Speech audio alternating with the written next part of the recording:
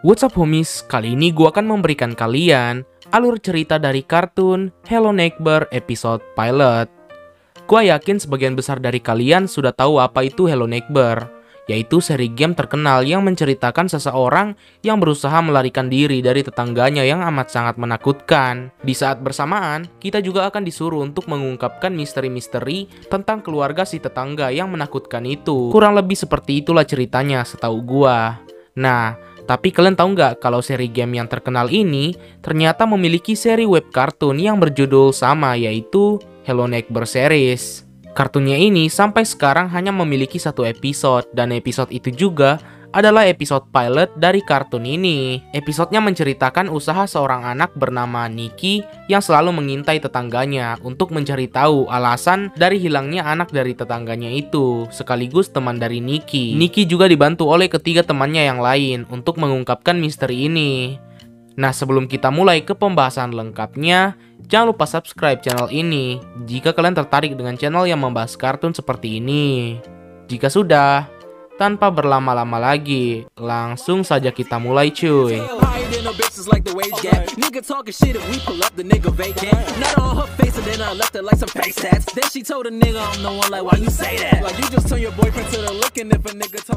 Episode dimulai di sebuah kota kecil di Amerika bernama Raven Brooks. Saya teringat seseorang ya. Di kota itu tampaknya terjadi sebuah peristiwa. Banyak warga berkumpul di sebuah rumah bersama dengan beberapa polisi. Ternyata ada seseorang anak yang menghilang. Polisi sudah memberitahukan kalau tim mereka sedang berusaha mencari anak yang hilang itu.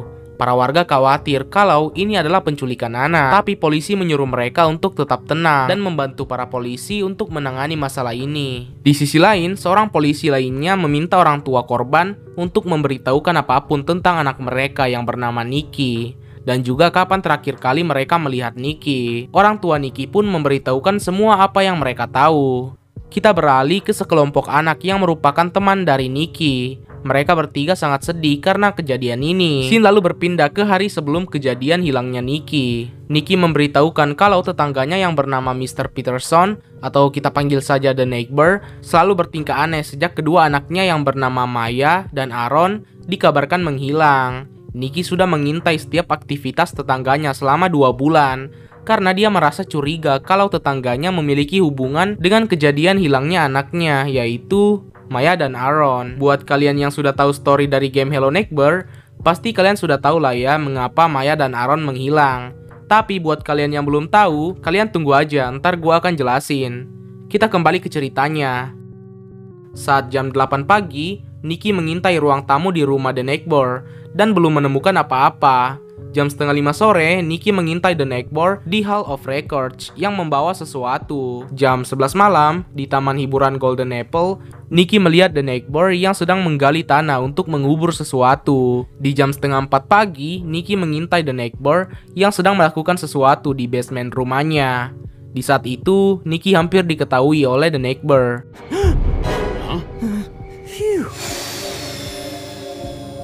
Setelah itu, Nikki kembali ke rumahnya.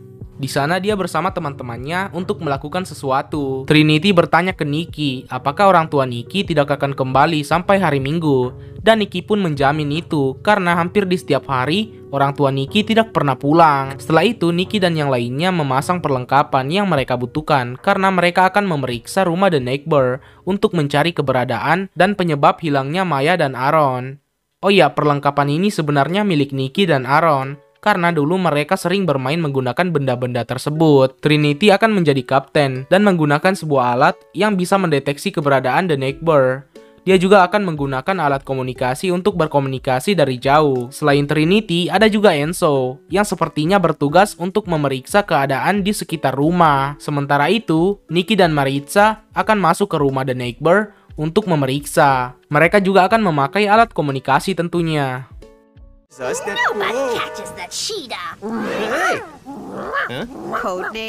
Singkatnya, mereka menjalankan rencana mereka. Trinity bersembunyi di depan rumah Nikki, Enzo bersembunyi di semak-semak rumah The Neighbor, sementara Nikki dan Maritza masuk lewat belakang rumah The Neighbor. Tampaknya The Neighbor sedang tidak berada di rumahnya. Nikki dan Maritza mengecek dapur, namun mereka tidak menemukan petunjuk. Nikki juga menyuruh Maritza untuk tidak menyentuh barang dengan sembarang, karena sekali Maritza menyentuh suatu barang, sidik jari Maritza akan langsung membekas di barang tersebut. Nikki dan Maritza lalu pergi ke ruang tengah, namun lagi-lagi mereka tidak menemukan petunjuk. Nikki dan Maritza memutuskan untuk berpencar. Nikki akan ke lantai 2 untuk memeriksa kamar, sementara Maritza akan memeriksa ruangan lain di lantai 1. Pokoknya mereka akan memeriksa semua ruangan, kecuali basement. Maritza masuk ke ruangan yang tampaknya seperti ruang kerja milik The Neighbor. Saat mau masuk, tiba-tiba kacamata Night View milik Maritza mengalami masalah. Dia pun memutuskan untuk menyalakan lampu. Namun, tombol yang dia tekan merupakan tombol alarm. Alhasil, alarm rumah pun berbunyi. Maritza dengan cepat menghamburkan barang-barang untuk mencari sesuatu dengan rasa panik. Saat menghamburkan barang-barang, salah satu bola yang dihamburkan Maritza terlempar mengenai tombol alarm, yang mengakibatkan alarm pun mati. Di sisi lain, Trinity melihat pergerakan di alat pendeteksinya, dan itu ternyata The Neighbor yang tampaknya sudah mau kembali ke rumahnya. Trinity berusaha memberitahukan Nikki dan Maritza, tapi sepertinya alat komunikasi mereka mengalami masalah. Kita kembali ke dalam rumah. Nikki masuk ke sebuah kamar. Tampaknya itu adalah kamar milik Aaron. Di semua sisi kamar itu, terdapat banyak coretan berwarna merah, bertulisan curse, yang berarti dikutuk.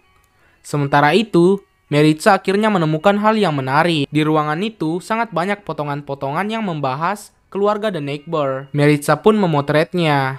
Oke, seperti janji gua sebelumnya, gua akan menjelaskan ke kalian nasib Maya dan Aaron.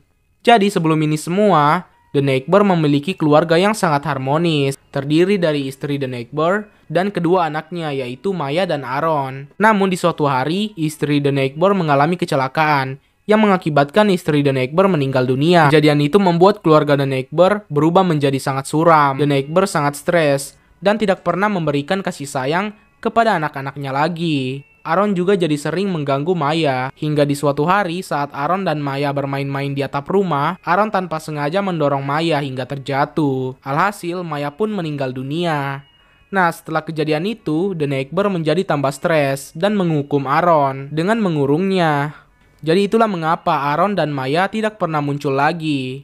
The Neighbor juga kemungkinan merahasiakan kejadian ini, sehingga tidak ada orang yang tahu tentang nasib Maya dan Aaron. Jadi begitulah ceritanya setahu gua. Kalau ada yang salah, kalian bisa koreksi di kolom komentar. Kita kembali ke cerita kartunnya. The Neighbor akhirnya sampai. Dia lalu membuka bagasi mobilnya untuk mengambil beberapa barang seperti tali, karung, dan yang lainnya.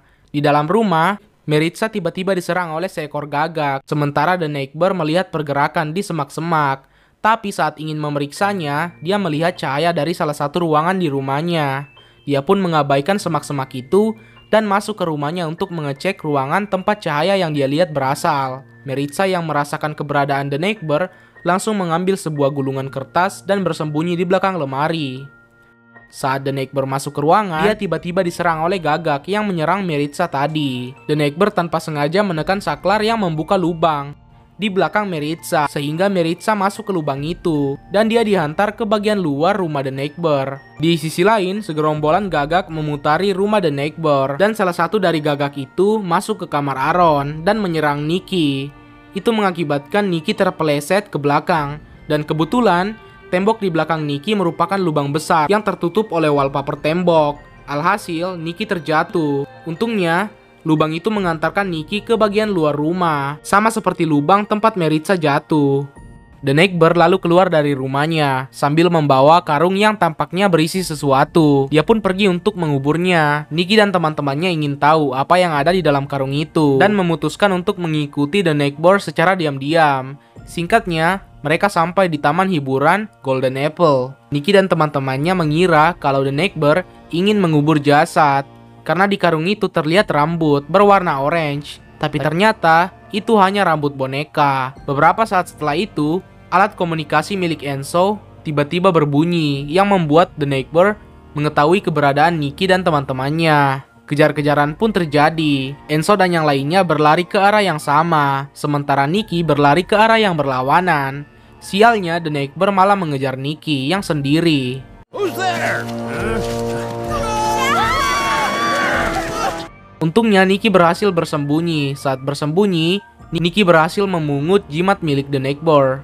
Setelah itu, Nikki pun kabur saat The Neighbor mulai menjauh. Nikki berkumpul dengan temannya kembali, dan mereka pulang ke rumah mereka masing-masing.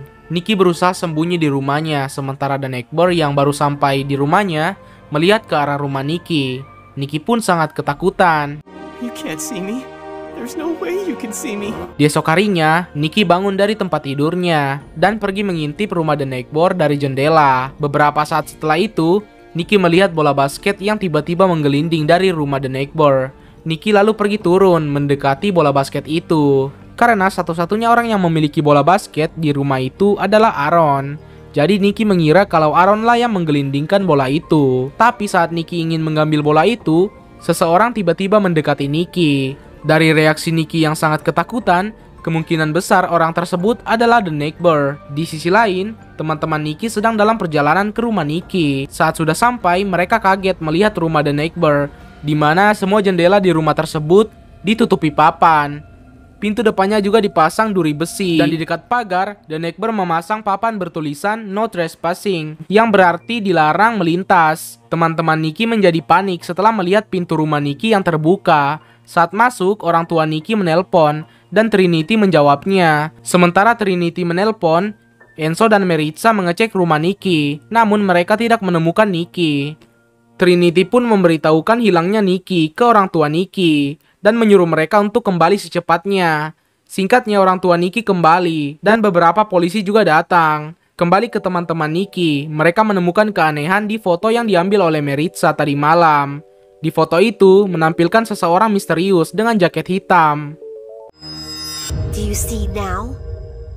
Is that us? Di scene akhir, Trinity mengajak temannya untuk kembali masuk ke rumah The Neighbor, dan cerita pun berakhir.